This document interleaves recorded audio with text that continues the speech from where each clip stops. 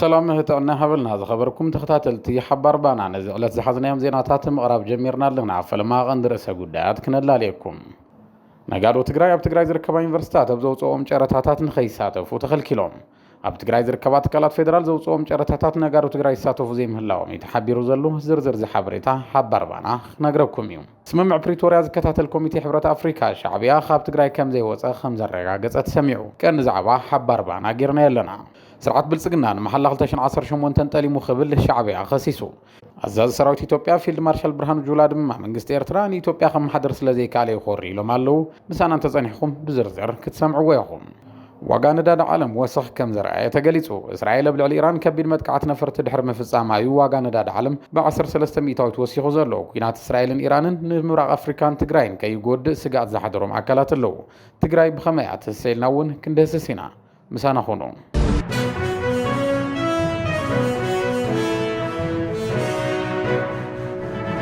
ኢራናውያን ኣብ ልዕሊ መራሕቶም ከቢድ ቁጣ የልዕሉ ከም ዘለው ተሰሚዑ ኢራን ሕነን ምፍዳይን ኣብ እስራኤል ዝተደደተን ድሮናት ብጆርዳን ተወቂዐን ምውዳቕን ስዒቡ እቲ ቀጠና ስጋኣት ኣንጸላሊዎ ኣሎ እስራኤል ኣብ ልዕሊ ዝተጸንዑ ቦታታት ኢራን መጥቃዕቲ ኣየር ብምፍጻም ንዋና ኣዛዝ ሰራዊት ኢራን ሓዊሱ ብርክት ዝበሉ ተመራመርቲ ኒውክሌር ከም ዝቐተለት ሓቢራ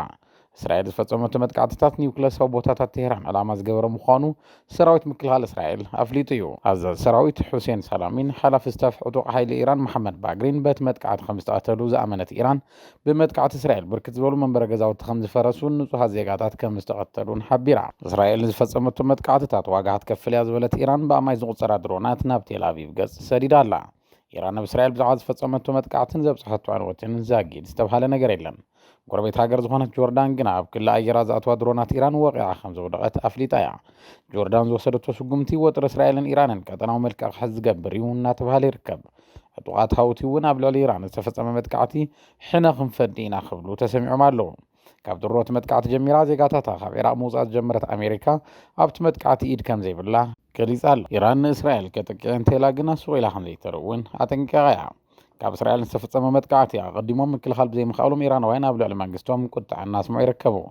ኒውክሌር ከም ዝወነና ዝረበለን ክልቲአን ሃገራት ናብ ቀጥታ ኩናት ከይኣትዋ ተሰጊዩ ኣሎ ንምጅማር ኩናት እስራኤልን ሓማስን ስዒቡ ኣብ ልዕሊ እስራኤል መጥቃዕትታት ሮኬት ዝፈጸመት ኢራን እስራኤል ዓጸፋዊ ምላሽ ክገብር ኢላ እንተሓሲባ ካብ ገጽ ምድሪ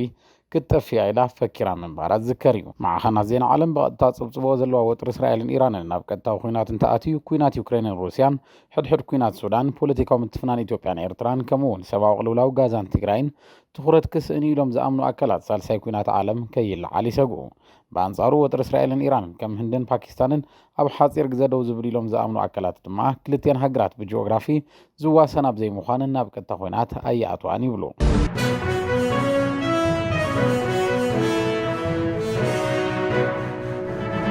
ዋጋ ነዳዲ ዓለም ወሰኽ ከም ዘርአየ ተገሊጹ እስራኤል ኣብ ልዕሊ ኢራን ከቢድ መጥቃዕቲ ነፈርቲ ድሕሪ ምፍጻማ ዋጋ ነዳዲ ዓለም ብ13 ሚእታዊት ምውሳኹ ተገሊጹ እዚ ወሰኽ ድሕሪ 2020 ዓመተ ፈረንጂ ዝለዓለ መዓልታዊ ወሰኽ ተባሂሉ ኣሎ ሎሚ ኣብ ዝወዓለ ዕዳጋ ዋጋ ነዳዲ ንሓደ በርሚል $78 ክሽየጥ ከም ዝወዓለ መረዳእታታት የመልክቱ እቲ ወጥሪ ከም ዘለዎን ተቐጺሉ ኣብ ማእኸላይ ምብራቕ ንዘሎ መሓውር ቀረብ ከይበጣጥሶ እውን ተሰጊኡ ኣሎ ወጥሪ እንተተጋዲሉን ግን ተቐጺሉን እቲ ኩነታት ንዓለማዊ ዕዳጋታት ነዳዲ ክዘርግ ከም ዝኽእል ተንተንቲ የጠንቅቑ ኢራን መዓልቲ ክሳብ 3.3 ሚልዮን በርሚል እተፍሪ ሃገር ኮይና ካብ ዓለማዊ ቅረብ ነዳዲ 3 ሚእታዊት ብጽሒት ኣለዋ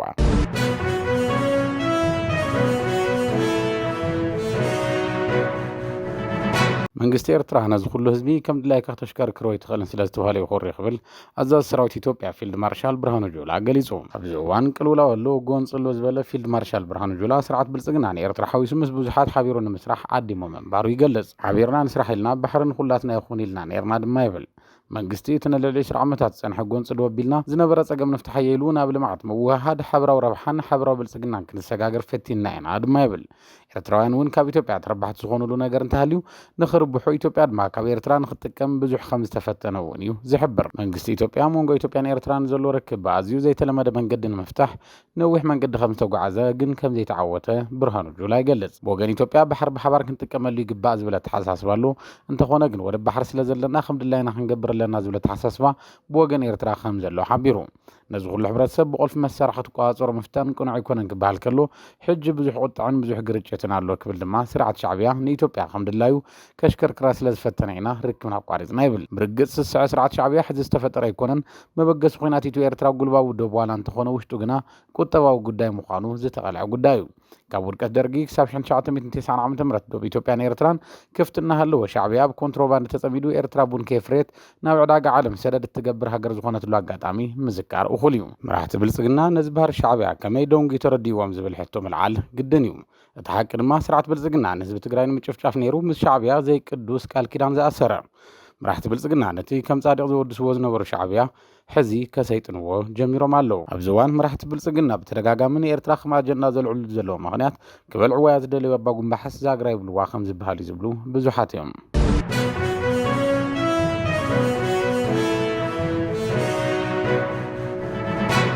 شعبية نزالن بصور يروح يزو خمزة لو تحبيرو اسمه بريتوريا زكتاتل كوميتي حبرة أفريقيا ونزا حق خمزة رقاقص انا بكتم عدقرات استمزابلا بيت صحفت سطاتا ختم عفليتو لهم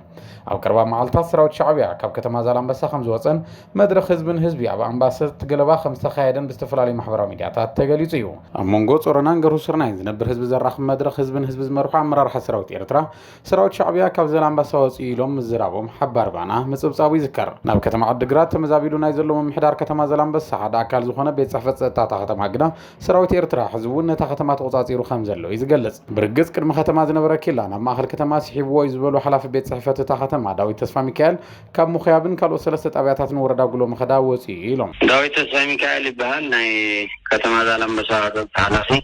هذه أتو داويت أبي خوينم يمززارون زلو أنا كتم عدقرات إني غبيرين غكاتامي أو استراتم عدقرات نمنتا زالن بسا خوينكم زيت مرحو زالن بسا خوينا خين مرح زالن بسا شعبية سلوزلون يعني إرترا سراويت كتم زالن بسا بفلايتن سلست الزوام زبهالا فرقان تغريطان بعد الحجوان الله أفتي ختماون تغنى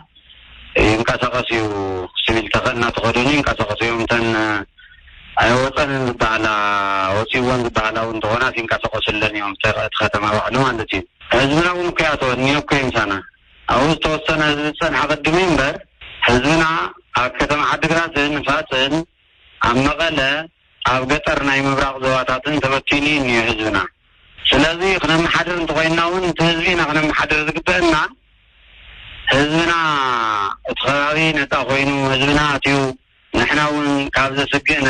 نجار نتا خويننا انت خويننا هنا مش محدرانا قناة نخيل مبر خنا يخيلن قناة انت خويننا ون زي نافت خلاوي بزقبا نكرت خويننا خبورة زقبا فيدرال منجستيو فيدرال نايدوب قداي انديزي نايدوب قداي سلازغنا قداي فيدرال منجستيو مالتي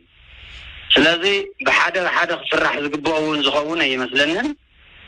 كم منجست تجرايون أو زي الفلطة نجر دحضو نجر توابا مرحيلا زين دحر زي الليو ناوا عاتيها نورولو تخيل قداي ايكونان زلو بعلو تصلاون كاوي وطن زلو نيايو لو تمتين زبالان تاين زوان حصا نيرو مغياب نيرو قرشبتي عورا دنبرة وطيالله نايقول مخادا وردا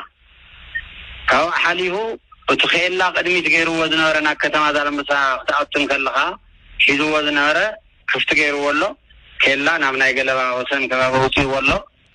قصيلون امناي كتما زالن بسا تابيا مبراق طحين عدي سالم زماخن اب العلاي ديب مسولون كيلا نيهو وفتخنا اخل كتما زالن بسا ناي وردا قولو مخادا طاويا ختما زالن بساس ابوردا قولو مخادا او طاويا مارتاز كما خلت كتمايا طاويا مارتا دما تعباي كشت ختما زالن بساس ما خلت دما نيواي شعبيا سلازي شعبيا باون دحرهاليو ناب ختما زالن بسا خنعتو كم حدرا اي نخيلن خم سبن سمعو تناي ركب حزبنا حزبي كتما بس قالوا تغيري ولنا بإشران ثلاثة تغيري يزبال بورانا سمعنايو بميديا ونرئنايو كاو حليفو مش محدرات تأساسر ኣይኮነን ኣብ ከተማ ዛላምበሳውን ተግባር ተሓድሶ የለን ሰራዊት ሻዕቢያ ካብ ከተማ ዛላምበሳ ወፂኡ ተባሂሉ ዝተወዛእ ሓበሬታ ሓሶት ምዃኑ ዝገለጹ እቶም ሓላፊ ካብታ ከተማ ዝተመዛበለ ህዝብን ምምሕዳርን እውን ክሳብ ሕዚ ኣብ ፍቆዶ ማእኸላት ተመዛበልቲ እዩ ተደርቢ ዘሎ ይብሉ ብዛዕባ እቲ ዝተኻየደ ርክብ ህዝብን ህዝቢ ምምሕዳር ከተማ ዛላምበሳ ዝፈልጦ ነገር ከምዘየለ እውን ተዛሪቦም ግን ድማ ሰላም ክወርድ ብወገን ትግራይ ዝድገፍ ምዃኑ ብምግላጽ ናይ ብሓቂ ሰላም ክመጽእ ግና ሰራዊት ኤርትራ ንመሬት ትግራይ ክለቅቕ ኣለዎ ይብሉ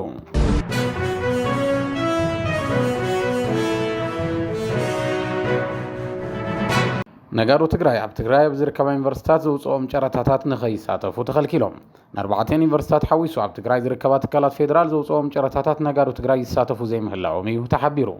ናይ ዝቐንዲ ምኽንያት ድማ ነጋሩ ትግራይ ኣብ ስርዓት ኤሌክትሮኒክ መንግስታዊ ዕድጊት ዘይምምዝጋቦ ምዃኑ ቢሮ ፋይናንስን ምትእኻብ ሃፍትን ትግራይ ገሊጹ ስርዓት ኤሌክትሮኒክ መንግስታዊ ዕድጊት ብዘይካ ትግራይ ኣብ መላእ ኢትዮጵያ ተግባራዊ ኮይኑ ኩሎም ጨረታታትን ዕድጊታትን ብኦንላይን እናኾኑ ይርከቡ ኣብ 2017 ጥራሕ እንተሪእና ብደረጃ ኢትዮጵያ 530 ቢልዮን ብር በጀት ዘለዎም 63,000 ጨረታታት በኤሌክትሮኒክስ መንግስታዊ ዕድጊት ከም ዝወፁ ሓበሬታ በዓል መዚ መንግስታዊ ዕድጊት ኢትዮጵያ የመላኽት ክልል ትግራይ ግን ኣብ ጽንተታዊ ኩናት ብምንባራት ስርዓት ተግባራዊ ከም ዘይተገበረን ነጋዶ ትግራይ እውን ኣብ ኤሌክትሮኒክስ ስርዓት መንግስታዊ ዕድጊት ከም ዘይተመዝገቡን ቢሮ ፋይናንስን ምትእኻብ ሃፍትን ይገልጽ ነሲዕቡ ኣብ ትግራይ ዝርከባ ትካላት ፌደራል ዘውፅኦም ጨረታታት ብኦንላይን ስለ ዝኾኑ ነጋዶ ትግራይ ንኸይሳተፉ ተገዲዶም እዮም ካብ ሕዚ ጀሚሮም ግና ነጋዶ ትግራይ ኣብ ስርዓት ክኣቱ ብምግባር ኣብ ትግራይ ኣብ ዝርከባ ትካላት ፌደራል ጥራሕ ዘይኮነስ ኣብ መላእ ኢትዮጵያ ዘለዋ ኣብያተ ዕዮ መንግስቲ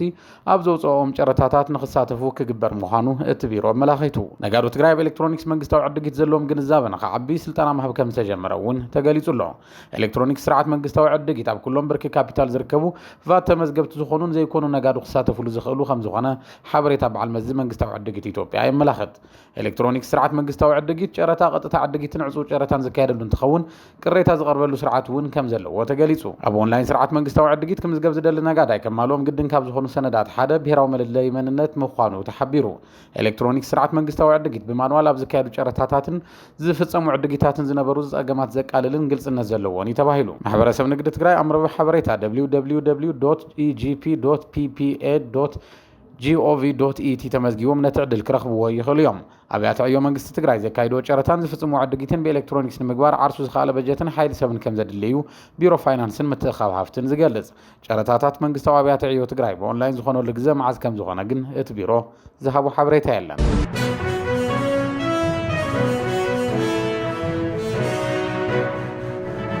ስርዓት ብልጽግና ንመሓላ 2018 ጠሊሙ ይኽብል ሻዕቢያ ኸሲሱ ስርዓት ሻዕቢያ በሚድያታት ወቢሉ በተኸታታሊ ብዛዕባ ኢትዮጵያ ይውዝዖም ዘሎ ጽሑፍ ብዝኾነ መለክዕ ኣብ መንጎ ህዝብታት ኢትዮጵያን ኤርትራን ድልዱል ዝሰረቱ ዝምድና ንኸይምስረት መንግስቲ ኤርትራ ዓንቂፎ ይፈልጥን ይብል በአንጻሩ ድማ ቀደም ኮነ ሎሚ መንግስታት ኢትዮጵያን ስትራቴጂያዊ ዝምድና ህዝብታት ክሰርሑ ፍቃደኛታት ከም ዘይኮኑ ይነቅፍ ሎሚ እውን ድሕሪ ሓፂር ዝዕድሚው ዕርቀ ሰላም ኤርትራን ኢትዮጵያን መንግስቲ ብልጽግና ንህዝብታት ኤርትራን ኢትዮጵያን ንምንቋት ዘንቀደ ይመስል ዝብል ጽሑፍ ሻዕቢያ ብሕልፊ ካብ 13 ጥቅምቲ 2023 ንድሓር ሽፋሽፍታ ዒንተ ቀዳማይ ሚኒስትር ኢትዮጵያ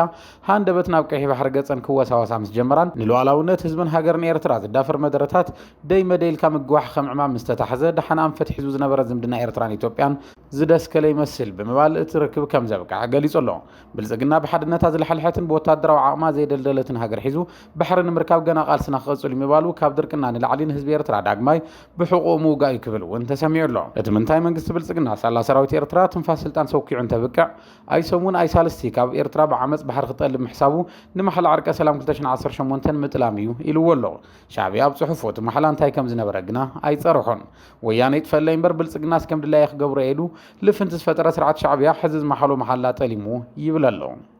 ዕለታዊ ዜናታት ሓባር ባዕና ነዞም ክትከታተልዎም ፀናሕኩም ይመስሉ ነይሮም ምሳና ፀኒሕኩም ድለዋትና ስለ ዝተኸታተልኩም ኣዝና ነመስግን ቻናል ባና ሚድያ ላይክ ሼርን ሰብስክራይብ እናገበርኩም እዋናዊ ሓበሬታታት ትግራይን ምብራቕ ኣፍሪካን ከምኡውን ዓለም ክትከታተሉ ንዕድመኩም ሰላም